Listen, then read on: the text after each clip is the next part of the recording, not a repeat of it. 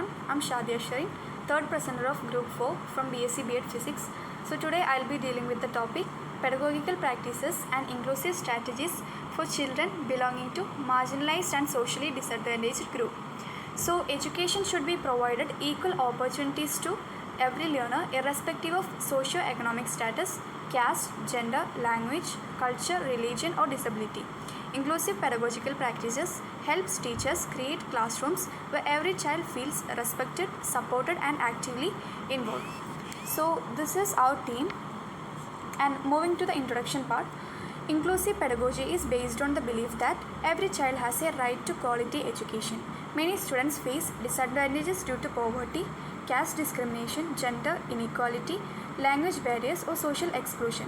Such learners may feel isolated or hesitant to participate in classrooms. Inclusive pedagogy refers to teaching approaches that ensures equal learning opportunities for all students, especially those from marginalized and socially disadvantaged groups.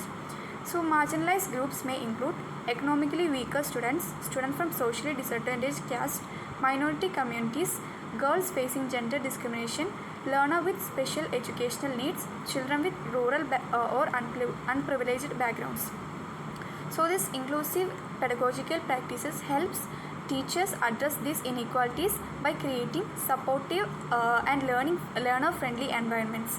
The focus is not only on academic achievement but also on ensuring dignity, respect and equal participation for every learner. Next, need for inclusive pedagogical practices. So inclusive pedagogical practices are necessary to ensure educational equity and social inclusion. Many children from marginalized groups experience barriers in education such as lack of resources, social stigma, low confidence and unequal treatment. Inclusive pedagogical practices are important because they help remove these barriers and support learner participation. When classrooms become inclusive, students feel emotionally secure and motivated to learn. Inclusive practices therefore contribute to academic success as well as social and emotional well-being. Moving to the inclusive teaching methods. So what is actually inclusive teaching methods? Inclusive teaching methods are flexible and learner-centered approaches that address the need of diverse learners. Inclusive teaching methods recognize that students learn differently. Some learners understand better through visual materials, while others learn through discussions or practical activities. Teachers should therefore use a variety of teaching methods to ensure participation from all learners. For example, using local examples and familiar context helps disadvantaged learners connect classroom learning with real-life experience. So now let's look on to different type of teaching pedagogical approaches. So first one is the differentiated instruction. Differentiated instruction means adapting teaching methods and learning activities according to learners' abilities, interests and backgrounds. So not all learners have same learning pace or educational background. Some students may require extra support due to limited exposure, language difficulties or lack of resources. So differentiated instruction helps teachers address these differences by modifying activities and teaching strategies according to the learner's needs. This approach ensures meaningful learning for all students instead of following a single method for everyone. So second method is activities-based method. So activity-based method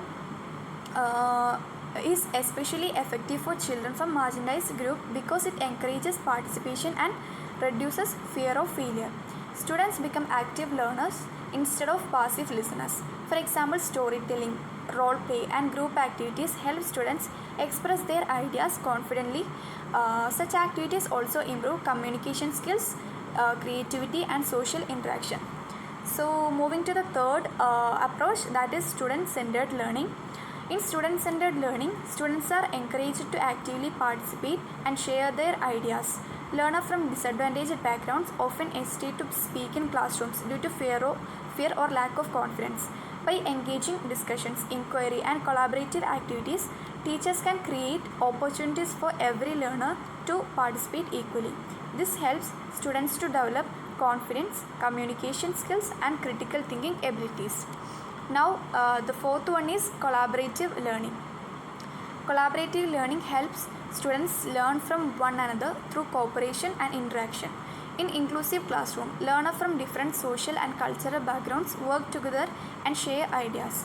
This approach reduces social barriers and promotes mutual understanding. Students learn values such as empathy, cooperation, respect, and teamwork through collaborative learning experience. Moving to the fifth approach, that is multilingual and culturally responsive teaching. Many learners from marginalized communities may struggle because the classroom language differ from their home language. Teachers can support such learners by using multilingual explanations and culturally familiar examples.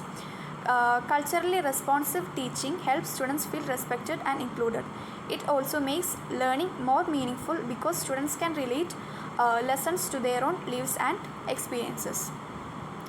Now moving to the role of teacher in inclusive classroom. The teacher's attitude and behavior strongly influence classroom inclusion. Teachers should avoid any form of discrimination based on caste, gender, language, religion, or economic background. An inclusive teacher encourages all learners equally and create opportunities for participation. Teachers should also provide emotional support to students who may feel insecure or excluded. By promoting equality and respect, teachers help create a passive classroom culture. Now moving to the equity practices that we can incorporate in our classroom. So equity in education does not mean treating every learner exactly the same. Different learner may require different level of support depending on their needs and backgrounds. For example, students from disadvantaged backgrounds may need additional guidance, learning materials, or emotional support. Equity practices helps ensure that every learner receives fair opportunities to achieve academic success. Now moving to the conclusion. To conclude, inclusive pedagogical practices are essential for supporting children belonging to marginalized and socially disadvantaged groups. By adopting student-centered, flexible, and equitable teaching methods, teacher can create classrooms where every learner feels respected and supported. Inclusive education not only improves academic achievement but also promotes equality, dignity, empathy, and social justice. Therefore, it is an important step towards building an inclusive and democratic society. So, this is all about my topic. Thank you.